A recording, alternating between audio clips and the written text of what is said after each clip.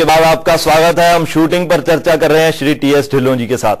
ढिल्लों जी, हम पहले 3 शूटर्स की बात कर रहे हैं, अभिनव बिंद्रा, गगन नारंग, रंजन सोढी। सभी इन तीनों शूटर्स पर बहुत ज्यादा कंसंट्रेट कर रहे हैं। कहीं ना कहीं भूलते जा रहे हैं लोग कि मानवजीत संधू, संजीव राजपूत और दूसरे ऐसे शूटर्स भी मौजूद हैं जो ओलंपिक्स में पदक जीत सकते हैं। दूसरे शूटर्स के बारे में क्या कहना चाहेंगे? उनकी कैसी उम्मीदें हैं आपको? कैसा प्रदर्शन करेंगे लंदन ओलंपिक्स में?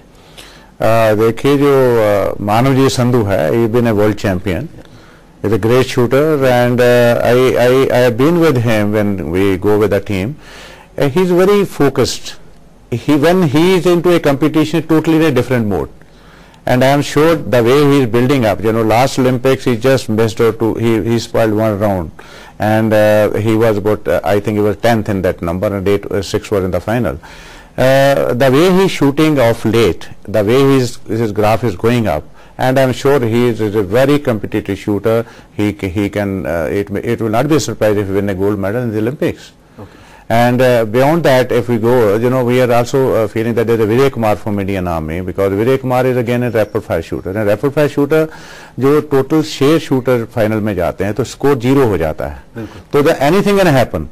And once, you know, last time 579 was in the final, and this boy is capable shooting 584, 85 and 86, you know, like that way. So he can turn the table. When last time I was there, jo last Atlanta World Cup, he entered to the final and got to Olympic quota. Then beyond that, if we go, is Sanjeev Rajput is again a very good bet, who won a quota with the World Cup gold medal.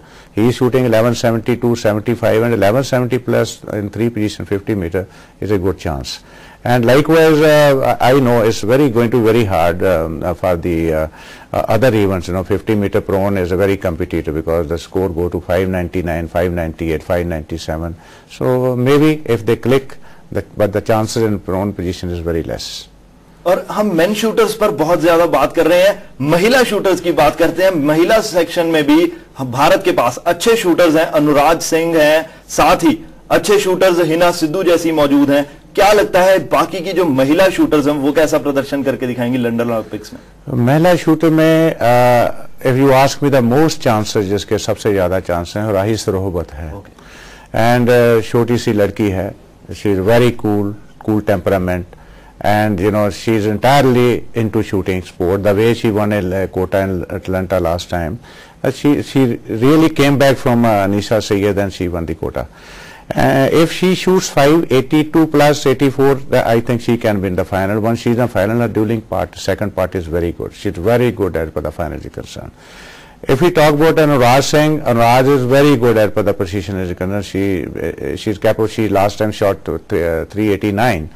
And Hina Sidhu is again very good. Hina Sidhu final is better than anybody else. मैं आपको यहाँ पर टोक रहा हूँ। हिना सिद्धू की आपने बात की है।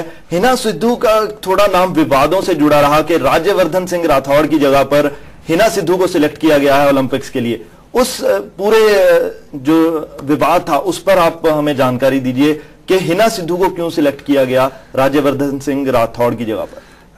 देखिए, as a national selector, we had a lot of responsibility, because we are totally transparent and totally fair.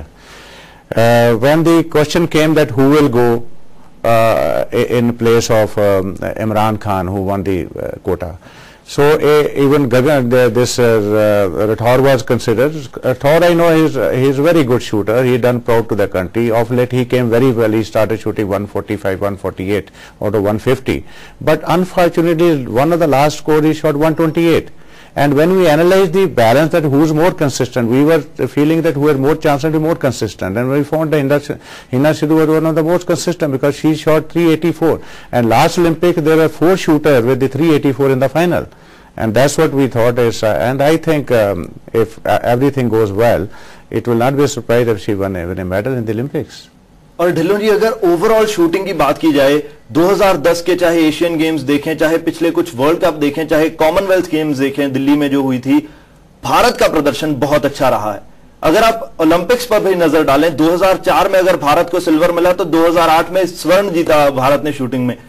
Graph जो है शूटिंग का बहुत ऊपर जा रहा है और कंसिस्टेंटली ऊपर जा रहा है। इसका श्रेय किसको देना चाहेंगे आप? इसका श्रेय सबसे ज्यादा तो मैं शूटर्स को देना चाहूंगा, बिकॉज इंडिविजुअल स्पोर्ट है, लोगों की अपना मेहनत है, लगन है, लेकिन उसके साथ में जो बैकअप है, I will say that to the national federation we had a very active president now, Raninder Singh is really sailed out NRA from many difficult situations, and we have Baljeet Singh Sethi who spent his life on shooting sport. The federation has been all out to support the shooters, and with that they have been fighting with the Sport Authority of India and the government, and SAI of course is a pioneer establishment. SAI has contributed very well, government of India has contributed very well, and most important, the competitive spirit, the way it has come, the awareness in the public, the masses, the base has come so big, so that's why shooting sports have come up well. साथ ही एक हमारे collar और जुड़ रहे हैं इस समय हमारे साथ। जी अपना नाम बताइए और अपना सवाल पूछिए आप। जी मैं रमेश ठाकुर बोल रहा हूँ हिमाचल से। जी अपना सवाल पूछिए। जी मैं जानना चाहूंगा, क्या लगता है आपको कि जो ये गेम है शूटिंग की, ये सिर्फ रिच क्लास के लिए रह गई है, क्योंकि हमारे कोई भी खिलाड़ी गांव से नहीं निकल पाते, तो क्या लगता है आपको कि जो हमारी ये गेम है ये सिर्फ रह गई है शहरों के लिए और गाँव में इसका चलन नहीं है, तो क्या कुछ किया जाना चाहिए इसके लिए? जी बिल्कुल, हम आपका सवाल समझ चुके हैं। कहा जा रहा है कि रिच क्लास के लिए ये गेम रह चुकी है और जो मिडिल क्लास है, जो लोअर क्लास है, गांव में रहने वाले लोग हैं, उनका एक्सेसिबिलिटी बहुत कम है इस गेम के लिए।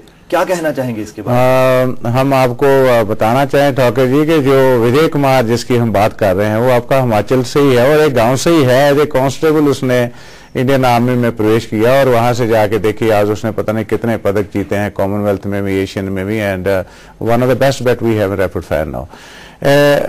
गांव में आई एग्री के उस लेवल पे जैसे कोई भी चीज स्प्रेड होती है, ग्राउंड लेवल, बेस लेवल पे जाने में टाइम लगता है। अभी हायर लेवल से पहले लोग यही कहते थे कि राजे महाराजों की गेम है, अमीरों की गेम है, अभी ऐसा नहीं है। अभी स्कूल कॉलेजेस में आ गई है। जब स्कूल कॉलेज में आ गई, आपके हिमाचल के अंदर देखिए जो आपका बेसिक क्वार्टर स्कूल है उसके अंदर भी एक नेशनल इन्होंने इवेंट कराई थी, नेशनल इंटर स्कूल।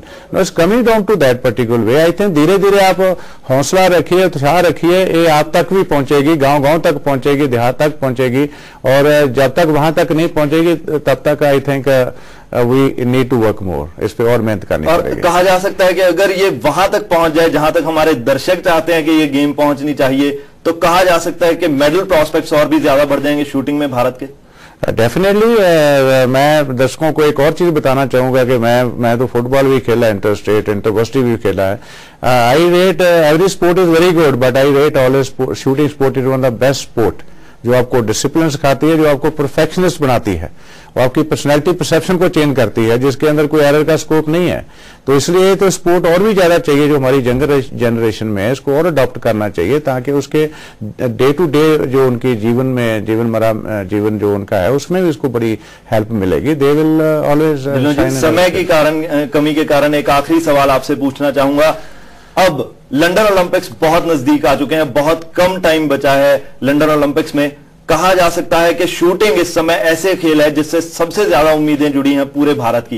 क्या कहना चाहेंगे आप? 11 शूटर्स हैं लंदन ओलंपिक्स के लिए जो क्वालिफाई कर चुके हैं, कितने मेडल्स जीतेंगे ये 11 शूटर? देखिए मैं कहना चाहूंगा कि जो shooting sport is very very tricky sport as it is, क्योंकि छोटी सी गलती जो है रिकवर नहीं होती इसके अंदर।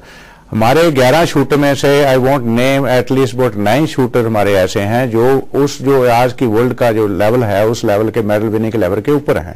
लेकिन डिपेंड करता है कि उस दिन द डे जिस दिन कंपटीशन है कौन अपने आप को कैसे होल्ड कर सकता है और कौन अपने आप को कैसे परफॉर्म कर सकता है। अगर अपनी जो उनका लेवल ऑफ उनका परफेक्शन है, जो लेवल ऑफ उनकी कैलिबर है, अगर उसका परफॉर्म करेंगे आई थिंक 3 to 4 मेडल तो आराम से आने चाहिए।